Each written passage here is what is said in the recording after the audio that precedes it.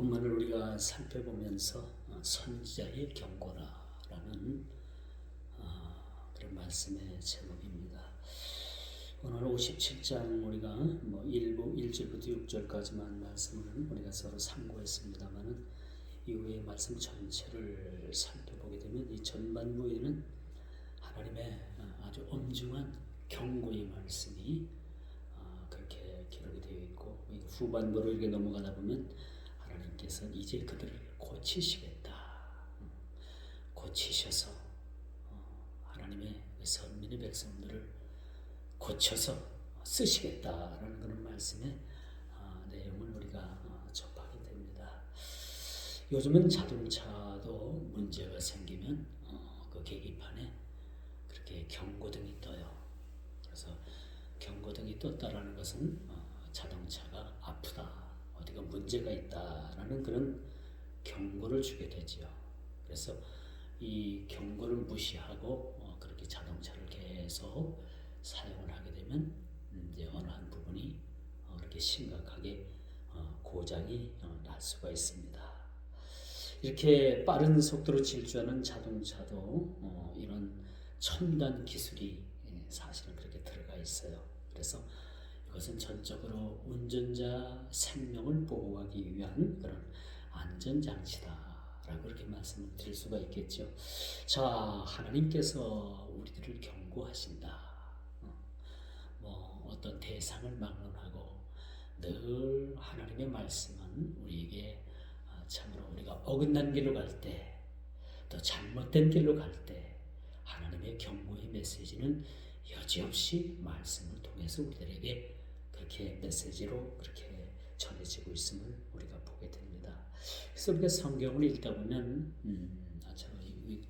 우리 그 종교개혁가 존 칼빈이 그런 말을 했죠. 성경이 우리가 나가라 할 때 앞으로 나가고, 성경이 멈추라 할 때 우리는 멈춰야 된다.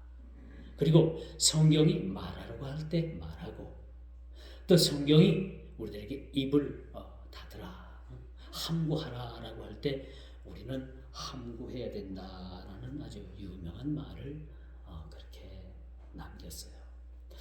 이것은 창세기 나오는 아브라함이 그 고향을 떠나서 참 하나님께서 가라 멈춰라, 가라 멈춰라 했던 그런 말씀을 근거로 해서 그런 말씀을 그렇게 남기지 않았나라는 말씀을 할 수가 있습니다. 참 우리가 지난 이사야 56장에서는 사회나 국가 혹은 그런 지도자들에 대한 하나님의 아주 경고의 말씀을 우리가 살펴봤죠. 자, 그렇지만 오늘 본문의 말씀 57장은 이제는 그 지도자나 당시의 종교 지도자, 어떤 정치적인 지도자, 여러 지도자들에 대한 그런 경고의 말씀이 주어졌다는 하면, 오늘 57장은 일반 백성에 대한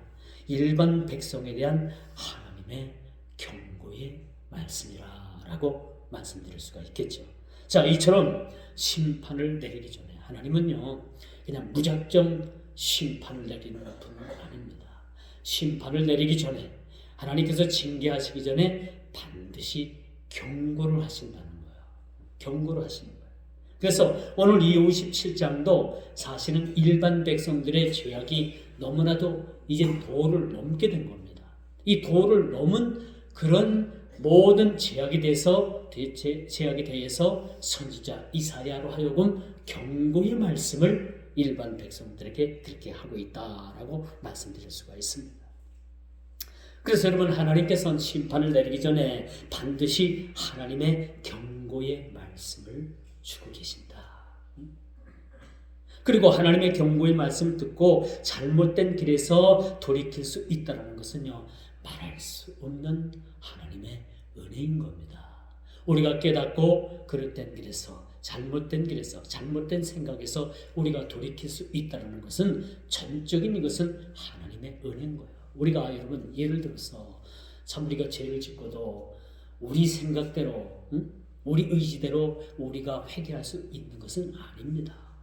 회개하는 것도 하나님의 은혜입니다. 하나님께서 우리에게 회개할 수 있도록 은혜를 베풀어 주실 때 우리는 진정 마음에서 우러나는 그런 회개를 드릴 수가 있는 거예요.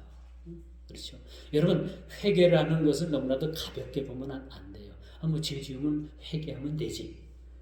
이게 논리적으로 맞고 이론적으로 맞는 것 같지만 회개라는 것은 그런 과정으로 이루어지는 것은 아니다.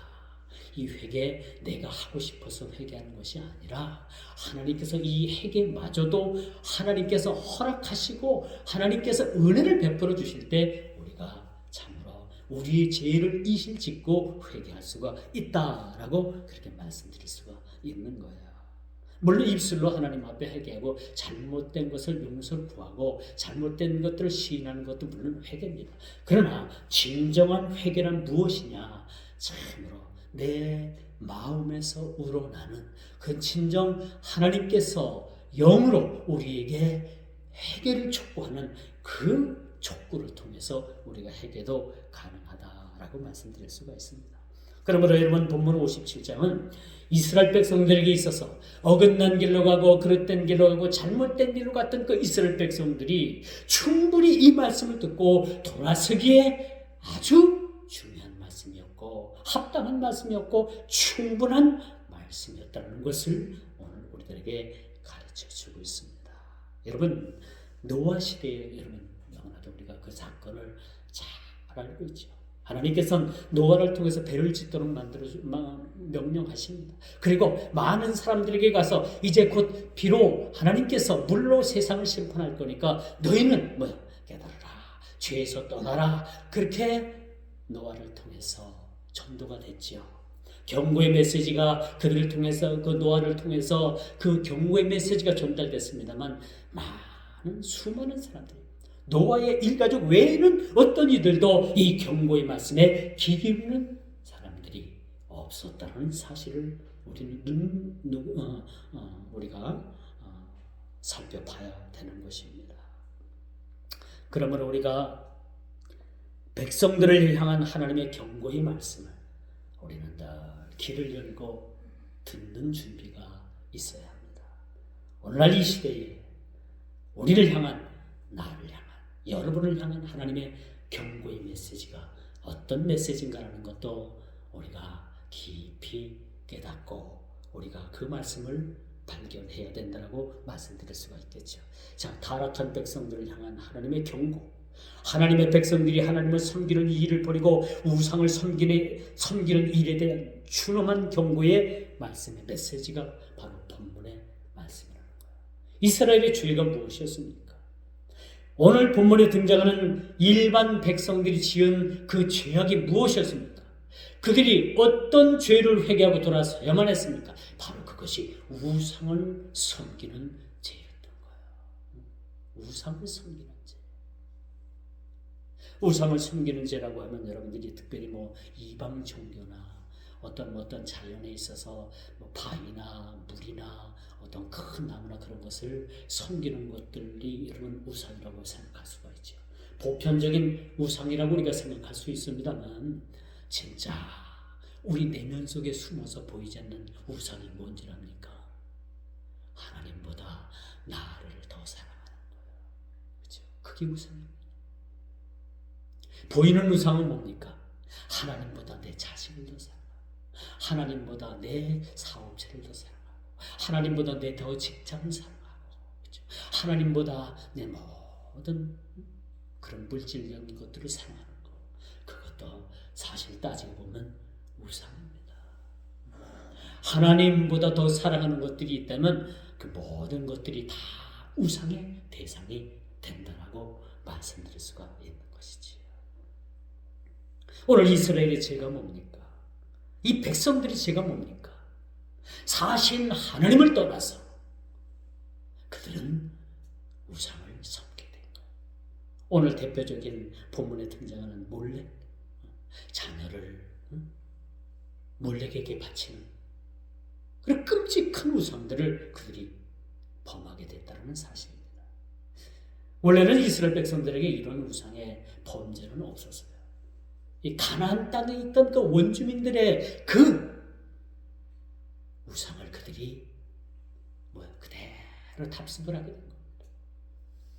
여러분, 하나님께서는 이스라엘 백성들이 가나안 땅에 들어가기 전에 하나님께서 염려하신 부분들이 뭔지 압니까? 물론 우리 인간의 언어적 표현을 하는 거예요.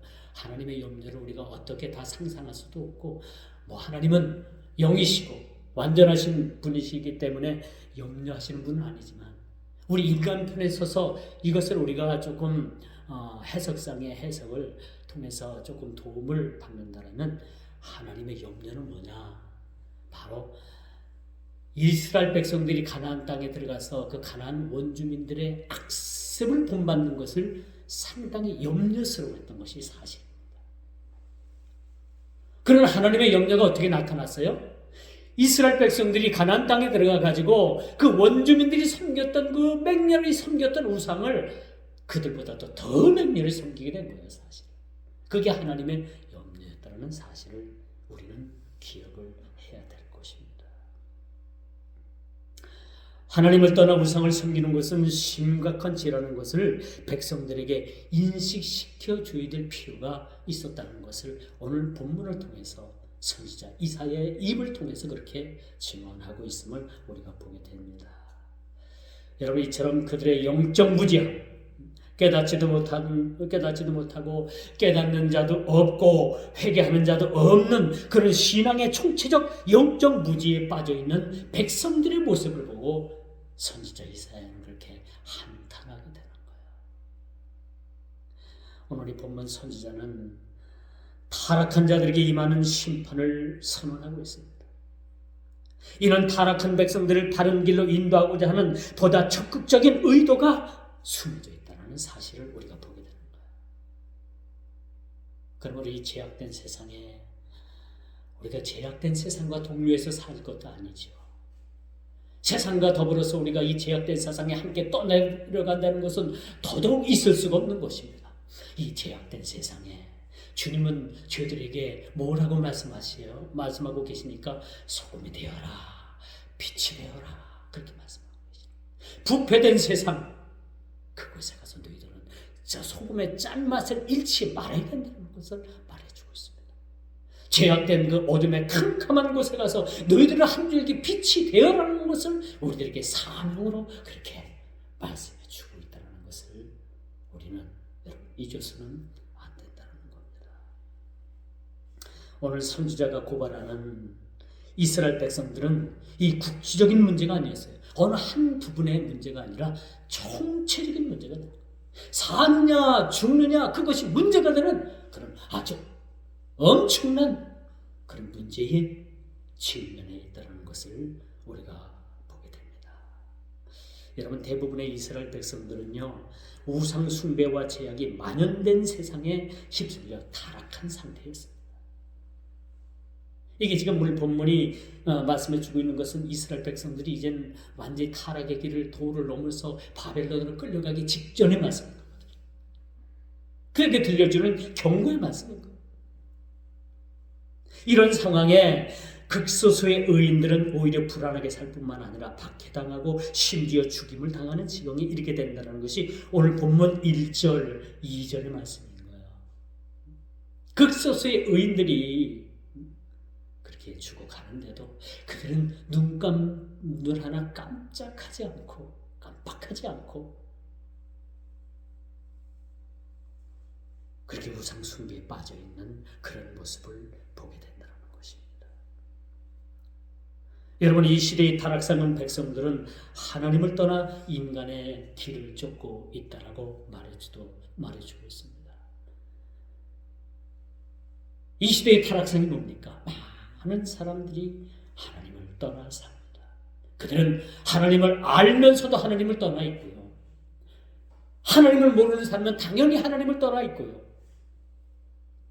그들은 모두 인간 사상에 빠져 있는 사실입니다. 우리 교단의 청신대학교가 학부로서의 대학입니다. 기독교 대학이죠. 우리 교단에서 세운 학교입니다.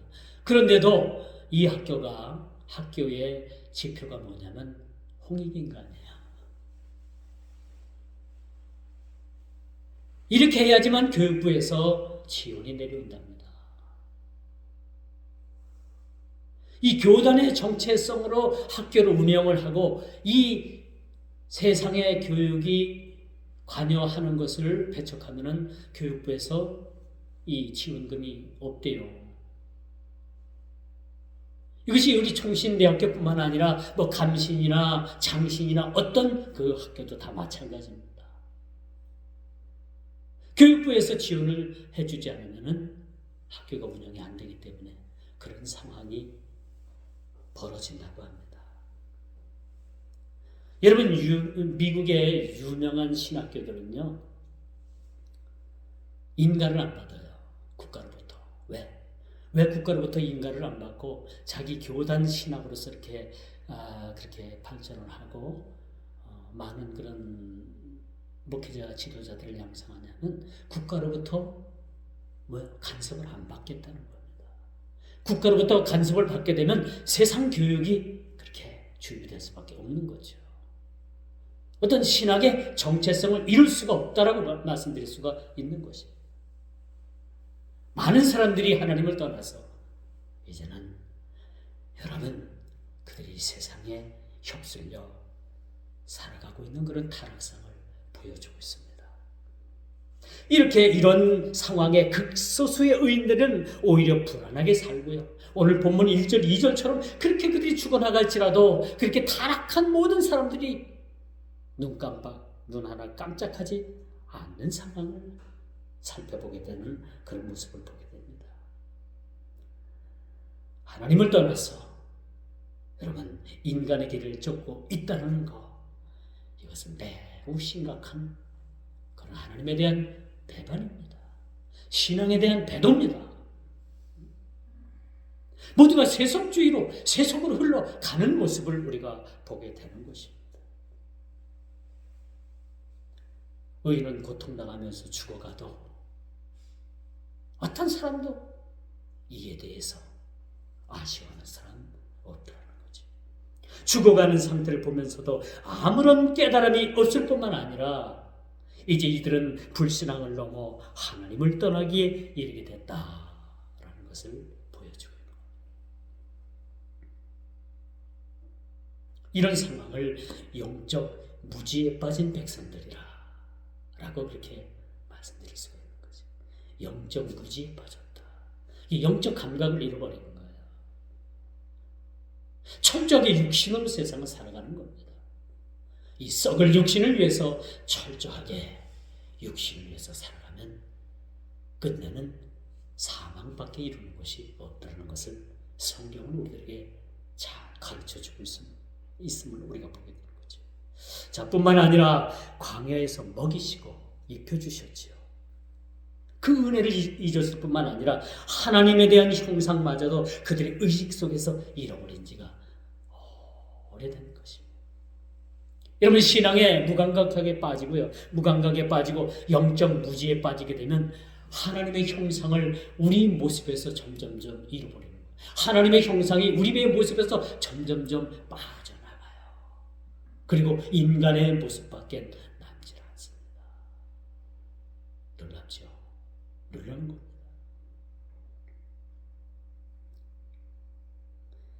그리고 뭐만 남습니까?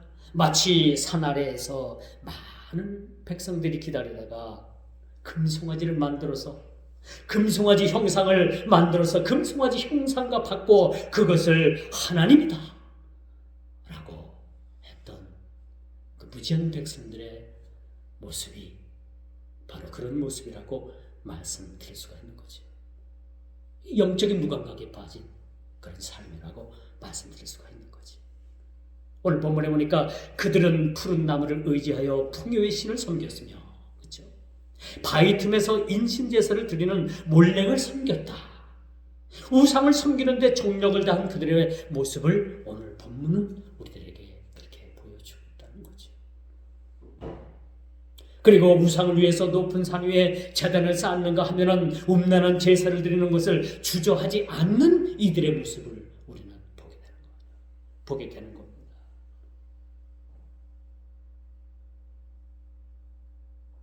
여러분, 여기서 우리가 중요한 사실은요, 이 백성들이 하나님께서 많은 민족 중에, 많은 사람들 중에서 그들을 하나님께서 선민의 나라, 선민의 백성, 그 백성 삼아 주셨음에도 불구하고 이들은 어긋난 길, 그릇된 길, 잘못된 길, 죄악된 길을 서슴지 않았다는 사실을 우리가 보게 되는 거예요. 이스라엘이 요즘 가자 지구에서 그토록 국제적으로 비난과 욕을 먹어가면서 처절한 싸움을 싸우는 이유도 바로 여기 있지 않는가. 그들은 과거에 수천 년 동안 나라 없는 민족을 이렇게 떠돌아다니면서 뼈저리게 느낀 것이 무엇이라고 생각합니까? 우리가 하나님을 버린 대가가 너무나도 그들에게 혹독했던 거야. 그렇죠? 너무나도 혹독했던 거야. 1948년 5월 14일 중동 땅, 그 땅에 수천 년 동안 유리하던 이스라엘 백성들이 다시 모여 이스라엘 나라를 건국을 하게 됩니다.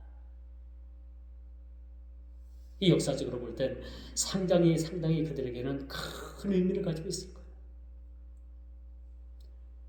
그들이 세계대전을 통해서, 홀로코스트를 통해서 200만, 400만을 잃었다고 하잖아요.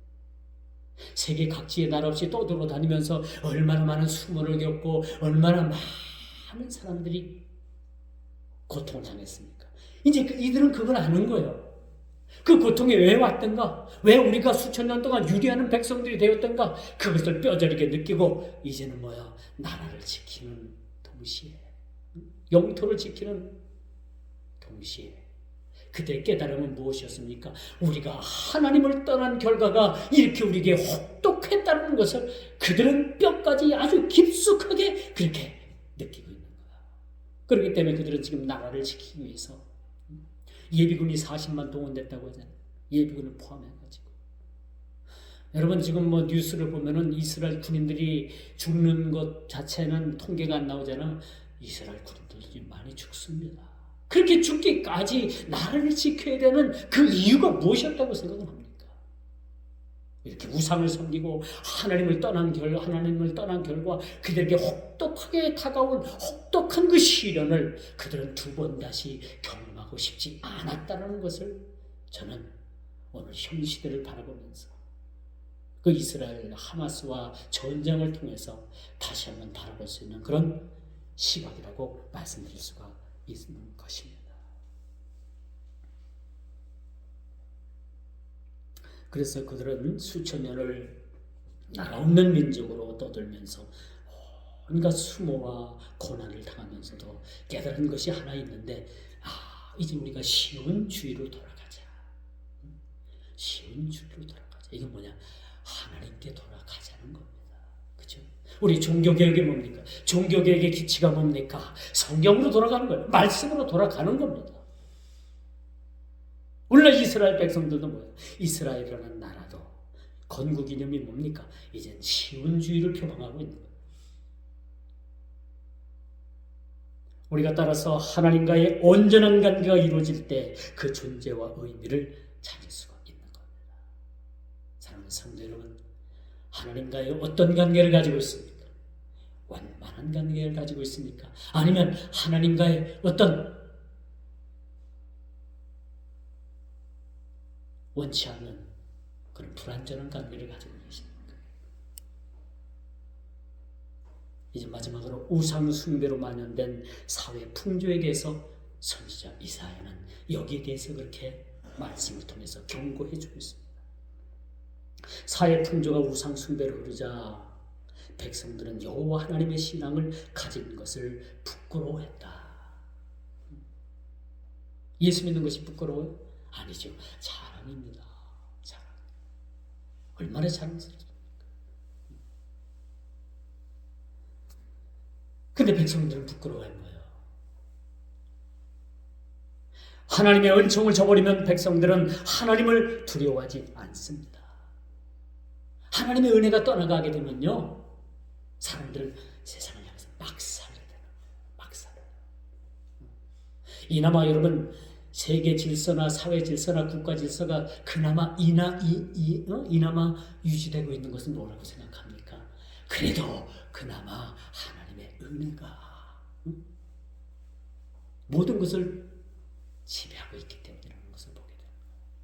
전적으로 하나님의 은혜가 떠나가게 되면요, 여러분 사사시대가 되는 거예요. 무법천지가 되는 겁니다. 그들은 하나님을 두려워하지 않습니다. 우리는 하나님을 생각할 때 어떤 마음을 가져요? 두렵고 떨리는 마음이 먼저 우리들에게 각인되어 있지 않습니까? 물론 하나님은 좋으신 하나님이에요. 어떤 교회에는 그 강단 뒤에 하나님은 사랑이시라 맞습니다. 옳습니다. 하나님은 사랑이시고요.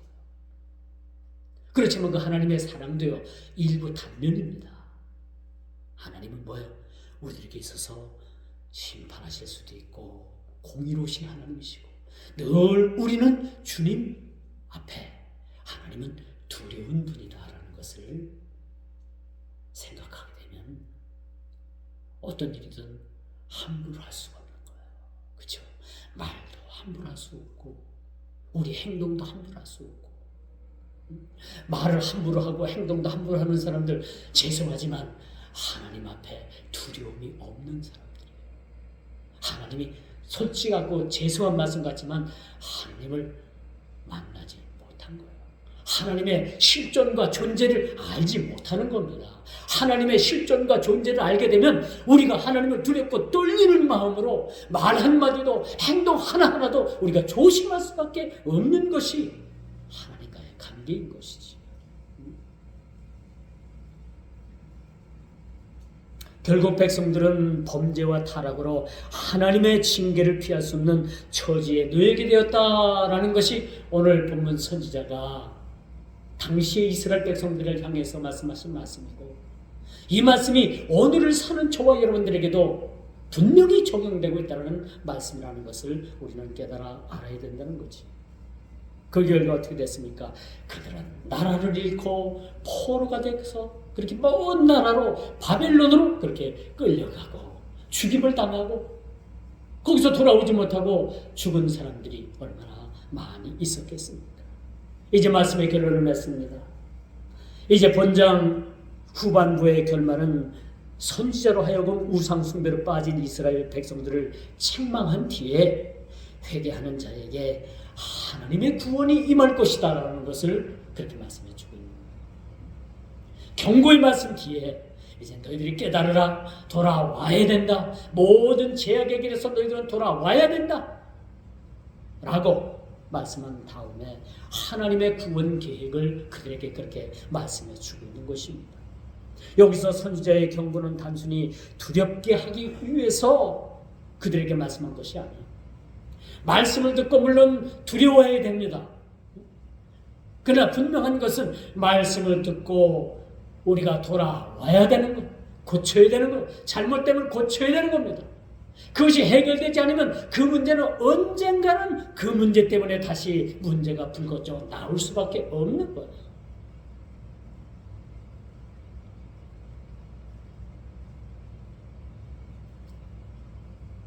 그러므로 여러분 이 시대의 경종이 뭐라고 생각을 합니까?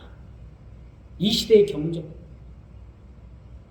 우리가 현실을 한번 놓고 봅시다. 이 시대의 경종이 하나님의 우리들을 통해서 경고하는 경종의 말씀이 뭐예요? 당장 우리는 뭐야? 사회적으로나 국가적으로 볼 때도 저출산 문제. 그렇죠? 이거 심각한 여러분 경고의 그 메시지라고 볼 수가 있습니다. 2050년이 되면요, 우리나라가 완전 국가적인 경쟁력을 잃어버리고서 완전히 나라가 와야 될 수가 있답니다. 왜? 인구 문제이기 때문에. 저출산 문제. 그렇죠? 그리고 요즘 사회적으로 여러분 아주 빈번한 묻지마 폭행, 살인 이런 것들, 또 전쟁, 기후 문제, 이념적 갈등, 그렇죠? 상식을 벗어난 이 도덕적인 해이해진 풍조들, 이런 것들이 오늘날 우리가 사는 이 시대에 하나님께서 주시는 새로운 그런 경고의 메시지가 아닌가라는 것을 우리는 깨달아 알아야 되는 것이죠. 하나님께서는 당신의 백성들을 위로하시고 상처를 싸매주실 뿐만 아니라 위로해 주시는 분이시기도 합니다. 평안으로 인도해 주시는 분이십니다.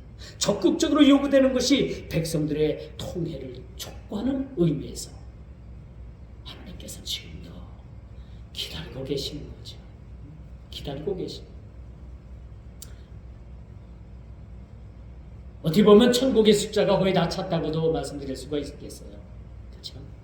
그러나 우리 주님께서는 한 심령이라도 더 구원하기 위해서 회개하는 심령을 하나님께서 그들을 거두시기 위해서 지금도 오늘 밤도 기다리고 계시지는 않는가 라는 생각을 가지고 또 가지게 되는 것입니다.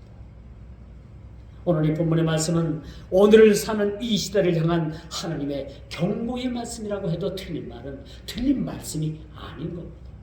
이 말씀을 통해서 우리가 말씀을 겸허히 받아들이고 우리가 회개를 촉구하는 그 회개를 통해서 우리가 모든 그릇된 길에서 잘못된 길에서 돌아설 수 있는 우리 모두가 다 되기를 주님의 이름으로 축원하면서 말씀을 맺도록 하겠습니다.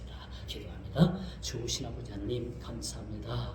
오늘도 귀한 말씀 속에서 우리가 이 시대에 주어지는 경고의 말씀을 겸허히 받아들이게 해 주옵시고 우리 모든 사회적인 제약상이나 우리 모든 개인의 제약이나 모두를 아버지 하나님의 시간도 참으로 거룩한 결단을 통해서 회개하는 우리 모든 심령들이 다 되게 하여 주옵소서. 그래서 아버지 하나님 주님 오실 때까지 우리가 참으로 우리가 빛으로 소금으로 세상을 살게 주옵시고 오늘날 우리에게 주어진 이 경고의 말씀을 통해서 우리가 세상의 나팔수가 되고 파수꾼이 되어서 세상의 잘못됨들을 지적하고 고치고 저들에게 참으로 말씀을 통해서 아버지님 앞에 주님 전할 수 있는 우리 모든 믿음의 백성들이 다 되게 하여 주옵소서. 예수님의 이름으로 간절히 기도드리옵나이다.